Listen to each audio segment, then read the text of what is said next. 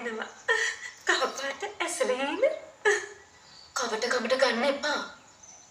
මේක අසාමාන්‍ය බැරෑරුම් සිහිනයක්.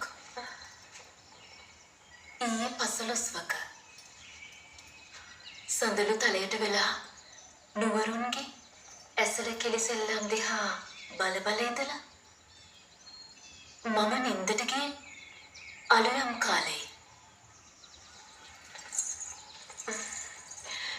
ඉතින් මම හිටියේ නින්දත් නොනින්දත් අතර. සතරවරක් දෙවිවරු මා නිදිගත් යහන ඔසවාගෙන ගොස් හිමාලයේ සැට යොදුනක් දෙක හිරියල් ගල්තලාවක සල්කසක් යට තැබුවා.